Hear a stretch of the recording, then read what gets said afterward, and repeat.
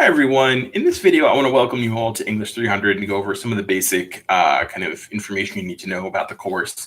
This won't be a replacement for the whole syllabus, so one of the things you do need to do on your first day of class is to make sure you kind of read through the syllabus, make sure you're familiar with all the specific policies and things like that.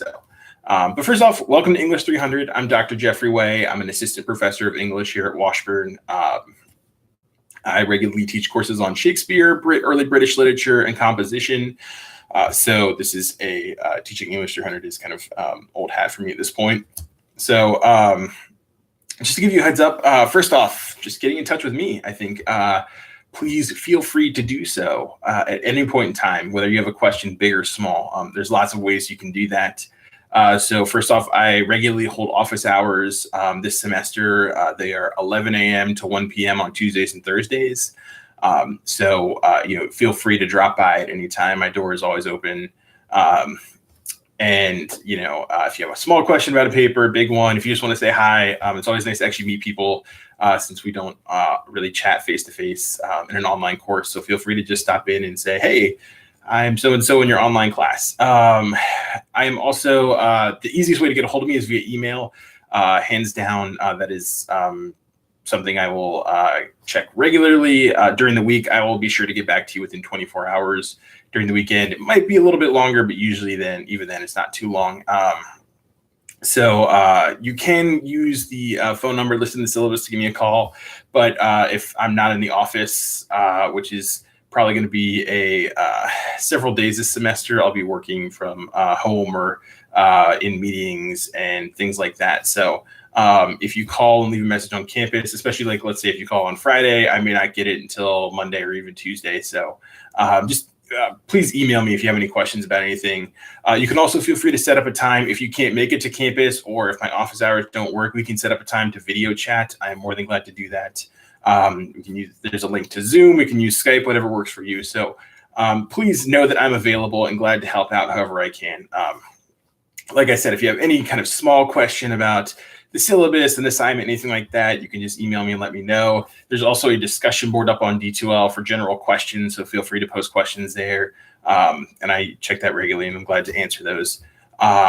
Additionally, if you'd like to look at a draft of a paper, talk about feedback on a paper, anything like that, just let me know. One of my goals is to always make sure I'm accessible and can help out however I can.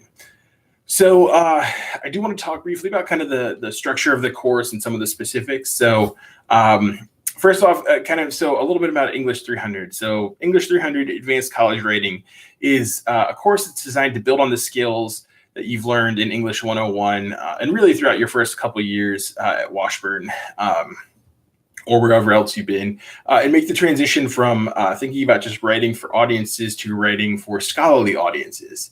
So we focus a lot on arguments and rhetoric throughout the course, and kind of each assignment, each major writing project that you'll work on will build on the last one. So you'll start off in your first project will be a rhetorical analysis where you're looking at the ways in which others are making arguments to specific audiences.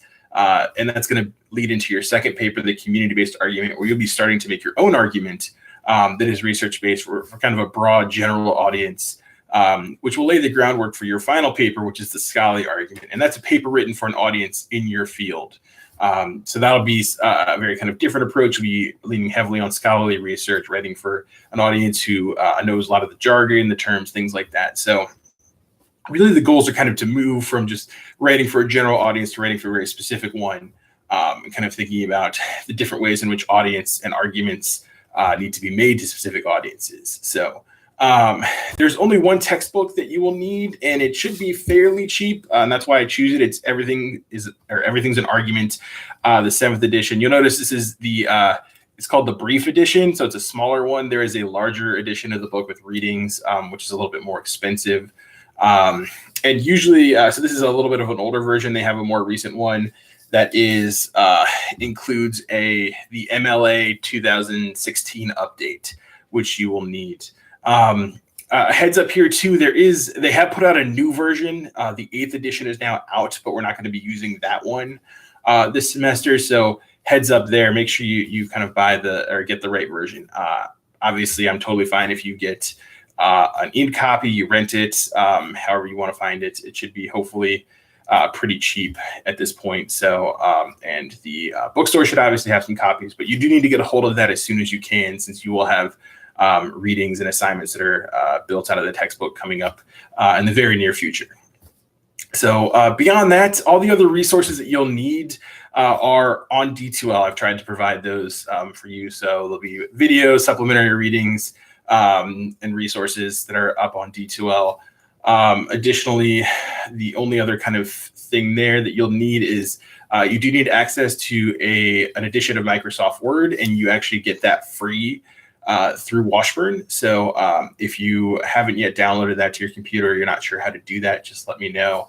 Glad to set up, kind of tell you how to do that. It's pretty straightforward. Obviously, you will need a regular internet connection.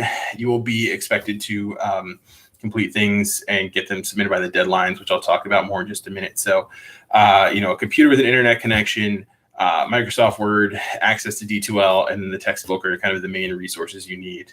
And that kind of leads straight into the structure of the course. So this is an online course, but because it's a writing intensive course, and a lot of the smaller assignments you do will be building towards your larger writing projects, the course is set up where you have regular deadlines of Tuesday and Thursday each week. So this is not unlike a face-to-face course in some ways. The deadline, though, is the end of the day at each day. So you have until 11:59 p.m. that night to get assignments submitted for that day. And you'll notice when you get on D2L that a whole unit will be open to you. So you'll see when you get online that Unit 1 is now open, and you can kind of see all the deadlines. There's a calendar up on D2L with the syllabus, as well as a document to track your points and kind of the individual assignments. So there are plenty of ways to kind of keep on top of all the deadlines coming up. So do be aware that that's kind of how the course is mostly built. There are, I think, 2 instances where you have something due on a Friday, and that's a reflection for a unit. But beyond that, everything else will be due on Tuesdays and Thursdays. Now, kind of with that, so you are expected to meet those deadlines. These are firm deadlines. And attendance is tracked throughout the course in terms of being online and submitting an assignment for that day. So one of the things that I will be paying attention to is if you are missing multiple assignments, those will be counted as online absences. And if you get to 4 of those, especially early in the semester, you will be in danger of failing the course. And I will get in touch with you about whether you can stay on track or maybe whether you need to withdraw or something like that. So if you have something come up, please let me know. Especially because this is an online course, since we don't see each other face to face, I am not able to know what's going on in your life. So if you have something coming up with your family, with your health, with work, whatever, and you feel like you can't meet a deadline, let me know. I'm more than glad to usually work on deadlines and kind of making things happen if you have something come up and you talk to me about it. But if you don't talk to me and you just disappear for 2 weeks and then say, oh, this happened, it's a little too late at that point. So please, I really have kind of 2 big policies, and one is communicate. Like, let me know if stuff's coming up. And the second is don't be a jerk. And that kind of goes when we have peer reviews and online discussions. Just, make sure that you're behaving in an online classroom the same way you would in a face-to-face classroom. So the other thing in terms of kind of the structure of the course is that you'll notice I think I mentioned already, each writing project is kind of built up several phases. So you'll, which is what I call the process work, and that becomes part of your grade for the paper. So for example, on your first paper, the rhetorical analysis, you'll have a topic paragraph due, a full draft due, and then the final draft due. And you have to submit each part of that assignment. So those drop boxes always remain open. So topic paragraphs, drafts, those will always remain open. So even if you can't meet the initial deadline or something comes up, you'll still have the opportunity to submit it after the deadline and get some credit for it. And be aware that until you submit and get feedback on the previous part of the process, you will not be able to go to the next one. So for example, if you don't submit a topic paragraph for your rhetorical analysis, you will not be able to submit a full draft. I need to approve each part of the process and make sure you're just kind of working on the way. There will be more steps as the assignments get more complex. So, and there are individual videos that talk more about each of the assignments. So you can kind of pay attention to those and for more of the specifics. But otherwise, The late work policy for this course is that each Dropbox for learning activities, kind of minor assignments, remains open for 24 hours after the deadline. So if a assignment is due on Tuesday night and you can't get it done Tuesday night, you have all of Wednesday to submit it till Wednesday night, 11:59 p.m. It will be counted late. You'll lose some points, but you'll have an opportunity to still submit it. After that point, the Dropbox will close and you will no longer be able to submit an assignment. So do be aware of that. Like I said, if you anticipate things coming up, communicate with me and let me know, and we'll work on things however we can. So I think I already kind of touched on the behavior on D2L, but just keep in mind too, you'll notice that there are 3 sections of this course. So there are probably about 60 students right now that are all going to be in this shell together. And so mainly you'll be working together when it comes to assignments like the peer reviews, which you'll get more instruction and details about when we get closer to those parts of each assignment. So, but just keep in mind that your goal as a fellow student and a peer reviewer is to be courteous and be helpful, to offer critical feedback, to help people become better writers. And so that's kind of an important aspect. So just be aware of that there will be a lot of students in this class, which can be good. So you'll have an opportunity to work with different people on each peer review and get different perspectives and different feedback on your various papers. Now, what about feedback for me? So on minor assignments, I will try to get back to you on those within like a week or so. But again, keep in mind that since there are going to be 3 sections, it may take me just a little while to get through all of them. So, but I usually try to get back to the minor assignments within a week or so. If there are a couple of points this semester where I have to be out of town for conferences, and at those points, which I will try to let you know via announcements on D2L, it may take just a little bit longer, but otherwise you should get that pretty regularly, pretty quickly. So I especially try to be quick in terms of the topic paragraphs, because that's feedback that you need to move forward on each paper. So in terms of the final papers, you'll notice too that you have the 3 major writing projects, and then at the end of the semester, you will submit a final portfolio that contains all of your work. So you will get, throughout each paper, you'll get feedback from your peers during the peer review, and then you will submit the final draft of your paper, and you will get feedback from me. And that feedback is going to come in 2 forms. So the first will be the rubric. So that will be just kind of a rubric that's filled out. You'll see kind of the point breakdown and get your feedback on the specific categories to kind of know where you kind of fell in each one. Then you will also get an audio recording from me. And in that audio recording, what I do is I focus on kind of the 3 main areas that you might think about improving or revising the paper. And so once you have that feedback, you have an opportunity to revise any and all of your papers for the final portfolio.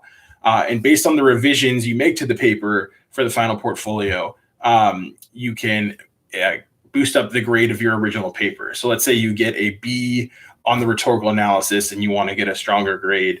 Well, you've got the opportunity to revise that paper for the final portfolio.